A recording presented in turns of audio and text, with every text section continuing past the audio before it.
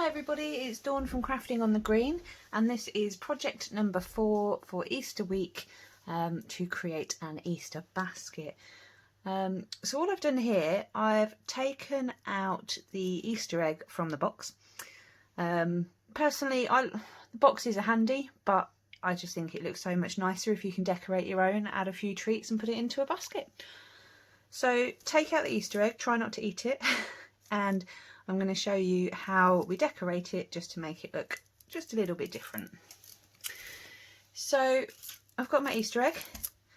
It's handy to have something like a glue dot, your glue dots here, because then you can rest it in there and it makes it a bit easier to decorate. So what we're going to do is use the Timeless Tulips stamps and the punch that comes with it. And we're also going to do a little bit of fussy cutting, and then we're going to decorate our egg. So let's pop that to one side. So I'm using my stamp apparatus for this one. I've already pre-lined up the stamps so that when I stamp them they will then match up with the punch. Makes it a little bit more helpful. But to do that, all you want to do is punch out from a piece of basic white. Just use a piece of scrap. Then you want to line it up somewhere on your paper and take the stamps and you just pop them inside, line it up with where it's been cut out, and then use your stamp platform to pick up the stamps, and they will stay in the same position so that when you stamp them they come out where you want them to be. It's quite handy. So I'm going to grab a piece of basic white scrap paper. There we go, that will be fine. And I'm just going to pop the magnet on top to hold it in place. Lovely. So what I'm going to do for this one, I'm going to use Gorgeous Grape, and instead of just inking up the stamps, what I'm going to do, if I can find where I've put them, is, there we go, use my finger daubers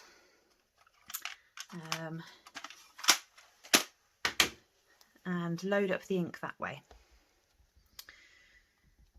So I'm going to use Gorgeous Grape and I'm going to load it over the top of the stamp.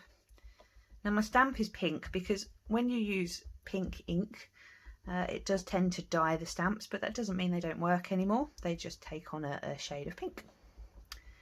So I'll give that a good going over. And then I'm also going to use Pear Pizzazz for the leaf. Although we're not really going to use a leaf on this particular project, but you may as well do them at the same time because then you have lots of leaves going forward for another project. So we'll just pop that over there like that. Now if you've not used a stamp apparatus before, it's wonderful, because if you do your stamping and like that it's not really particularly vibrant, that's okay, we can just re-stamp, re-ink it and then do it again and it stays in exactly the same place.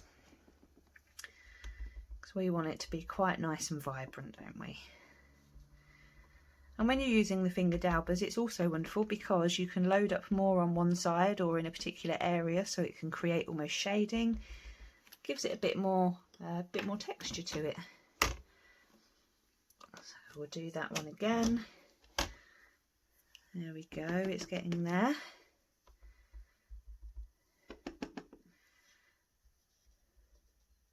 And you can keep going like this until you're happy that your picture is as you want it to be. There we go. I'm quite happy with that.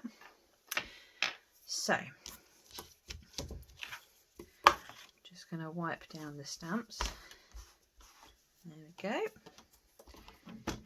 And pop that to one side.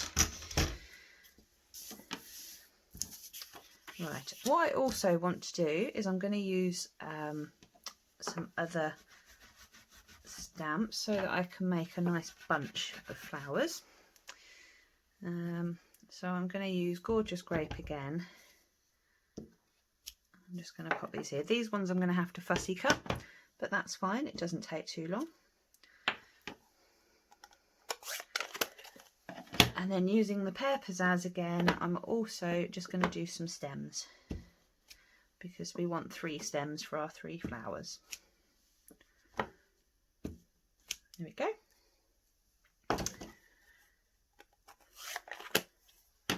Right, so for our flowers at the bottom, we can just use our punch, and I'll just line that up about there. Nice and easy.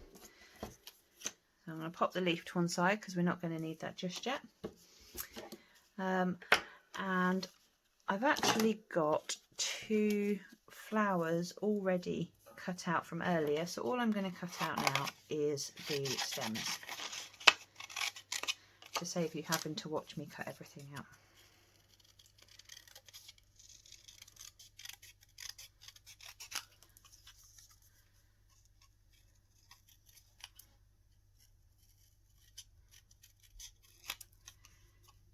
I absolutely love making projects like this. I can't wait to be able to give my Easter basket as a gift, and I really hope that you give it a go and you try to make your own Easter basket, or at least try one of the projects if you don't want to make the full basket.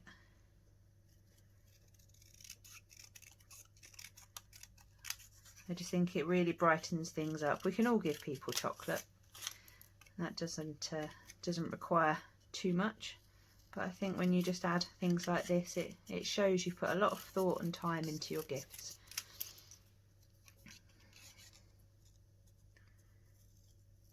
And if you're a crafter, I think we all understand and we all appreciate the time and the effort some things take to make, don't we?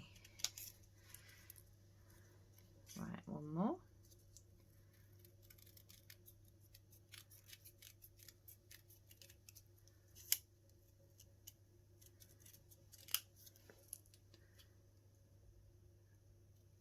Right, there we go, that's all the fussy cutting done. So what I'm just going to do is turn the flowers over. I'm going to grab my Tombow. Oh, that's a little bit too much. That's a new glue, so it's got a bit excited. I always keep a paintbrush to hand because then it helps you move the glue around to where you need it to be. Right. So what I'm just going to do, pop this on the back. Also just notice I missed an end there.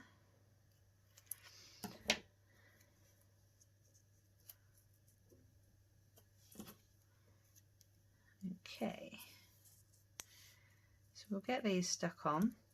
What we want to do though is make sure that they are in where we want them to be. So just turn them over, make sure that you're happy with it. If not, before the Tombow dries, just turn it around slightly. This one's going to take a while because there's quite a lot of glue on there. In fact, what I'm going to do is baby wipe some of that off because we don't need that much glue. Right, same to that one. So the baby wipe I've got is almost dry and it is perfect for just taking extra glue off as well. So what we want to do now is stick all these together. So I've got a little tiny spot of glue left on the paintbrush, so I'll use that one. So I'm just going to layer these over the top. Again, I'll just use the rest of the glue on the paintbrush.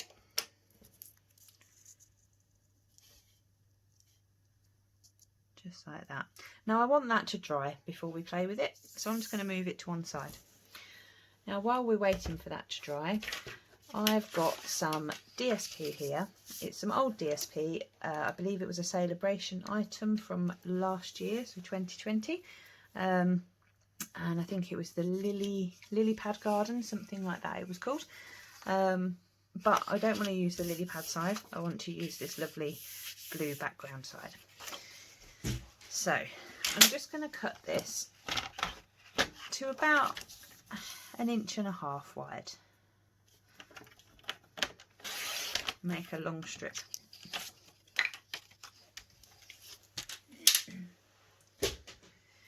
Right, then I'm going to bring back in my egg, and I basically just want to wrap it around it. So I'm going to use some double-sided tearing tape.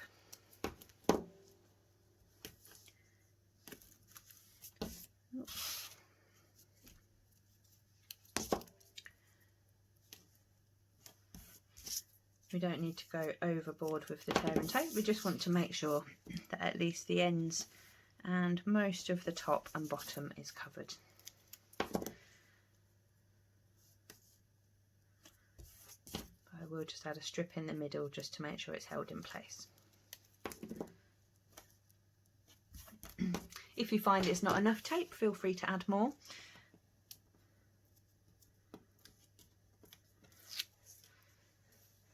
Right, so we take these bits off.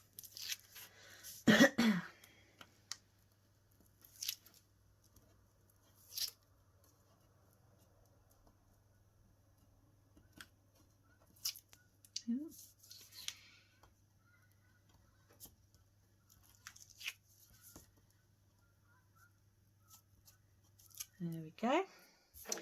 Right, I'm going to stand my egg up, and I want that to go roughly in the middle. Now, because it's egg shaped, when you wrap it round, it's not going to stay completely even. It is going to have a little bit of a crossover, but that's going to go at the back, so that's fine. And I don't think your recipient is going to mind if there's a little bit of a crossover. They'll see how pretty it is, and then they'll eat the chocolate, and everyone will be happy. So I put my belly band around, nice and straightforward. Next, I'm going to bring back in the tulips. These should be a lot more dry now. Yep. And I'm also going to grab some twine.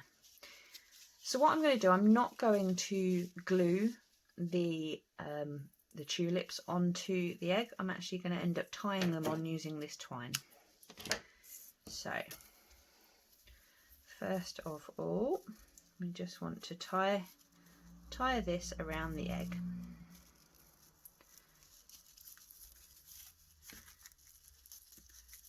And then tie it in a double knot.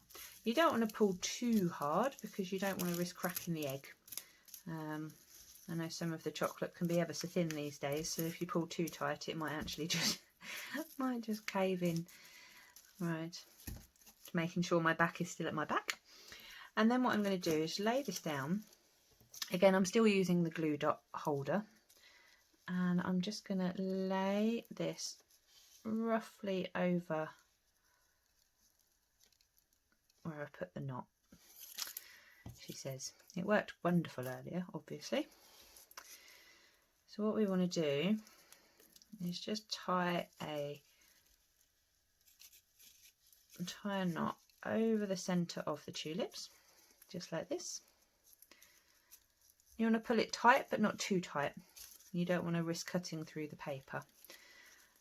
And once you're happy that it's secure, just tie a bow.